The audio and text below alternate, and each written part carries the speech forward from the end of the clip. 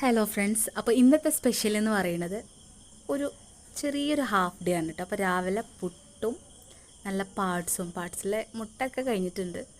പിന്നെ ഞാൻ പായസം ഉണ്ടാക്കിയത് മോൻ്റെ അംഗൻവാടിയിൽ ഓണപ്പരിപാടി.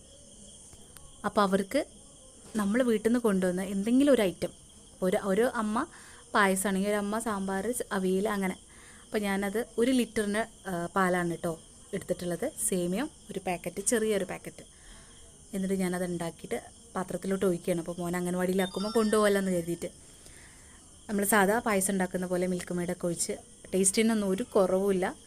നല്ല അടിപൊളി പായസമായിരുന്നു. അപ്പോൾ നമ്മളത് ഉണ്ടാക്കിയിട്ടുണ്ട്. ഇനി മോൻ അംഗൻവാടി പോകുന്ന സമയത്ത് നമ്മളത് കൊണ്ടുപോകും. അപ്പോൾ നമുക്കത് 10 കുട്ടികളാണ് ആകെ ഉള്ളത്. അപ്പം എല്ലാവരും വരുമോയെന്ന് അറിയില്ല. അപ്പോൾ ടീച്ചർക്ക് ഞാൻ വിളിച്ചപ്പം ഒരു 8 കുട്ടികൾക്കൊക്കെ ഉള്ളത് മതി എന്നാണ് പറഞ്ഞത്. പിന്നെ ടീച്ചർക്കും ടീച്ചറുടെ അവിടുത്തെ വർക്കർക്കും. അപ്പോൾ മക്കളായിട്ട് ഞാൻ അംഗൻവാടി പോവാണ്. വലിയ മോനുണ്ട് കേട്ടോ കൂടെ. അവന് പറഞ്ഞു ഞാൻ പിടിച്ചോളാം എന്ന് പറഞ്ഞിട്ട് അവനാണ് ആ പാത്രമൊക്കെ പിടിച്ചിട്ടുള്ളത്. അപ്പോൾ അംഗൻവാടിയിലെത്തി. ആൾക്ക് എന്താ സന്തോഷമില്ല കേട്ടോ. ഹലോ, എല്ലാവർക്കും സുമീസ് കിച്ചൻ്റെ ഓണാശംസകൾ. ഐശ്വര്യത്തിൻ്റെയും സമ്പൽ സമൃദ്ധിയുടെയും നല്ലൊരു ഓണം ആശംസിക്കുന്നു.